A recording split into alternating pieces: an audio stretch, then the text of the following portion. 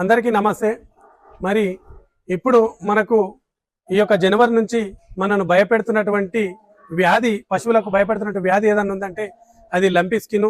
మరి ఆ lumpy skin మరి పేద రైతులను అయితే మరీ ఇబ్బంది పెడుతుంది. ఎవరిని అనేది కాకుండా ఈ దూడలకు మరీ విపరీతంగా లంపీ స్కిన్ అనేది రావడం జరుగుతుంది. మరి ప్రభుత్వాలు కూడా వీటికి సరైనటువంటి చర్యలు తీసుకోవడంలో విఫలమవుతున్నాయని నాకు అనిపిస్తుంది. ప్రభుత్వాల సంగతి పక్కన పెడితే మనం కూడా వీటికి కొన్ని చర్యలు తీసుకున్నట్టయితే లంపీ స్కిన్ వ్యాధిని అరికట్టవచ్చు. ఎందుకంటే లంపీ స్కిన్ వ్యాధికి మనం టీకా వేయించుకోవాలండి. ప్రతి ఒక్కరు ముందుగాల దూళ్లకు మాత్రం ప్రతి ఒక్క రైతులు కానీ పాడి రైతులు ఎవరైనా సరే దూళ్లకు టీకాలు చేయించుకొని వారు ఉంటే ఖచ్చితంగా చేయించుకోవాలి. ఎందుకంటే ఇప్పుడు లంపీ స్కిన్ అనేది మన విపరీతంగా వ్యాపించడం జరుగుతుంది. నేనైతే నా చెట్లో మాత్రం ఒక చిన్న దూడకు వచ్చి చనిపోవడం జరిగింది. అందువలన నేను రైతులకు విజ్ఞప్తి చేసేది ఏంటంటే ఈ లంపీ స్కిన్ రాకుండా మనము మన చుట్టుపక్కల ప్రాంతాన్ని మాత్రం క్లీన్గా ఉంచుకోవాలి.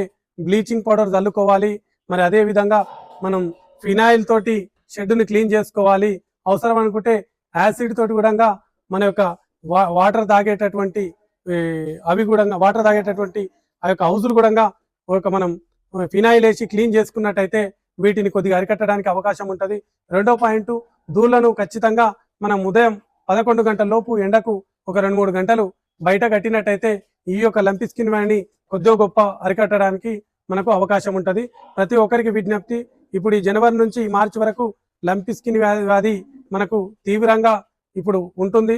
అందువలన రైతులు ఎవరైనా సరే టీకాలు వేయించుకున్న వాళ్ళు ఉంటే, టీకాలు వేయించుకొని వారు ఉంటే ముందుగా ఇది దూళ్లకు ఎక్కువ వస్తుంది కనుక చిన్న దూళ్లకు ఖచ్చితంగా లంపీ స్కిన్ టీకాలు వేయించాలని నేను మనస్ఫూర్తిగా విజ్ఞప్తి చేస్తున్నాను.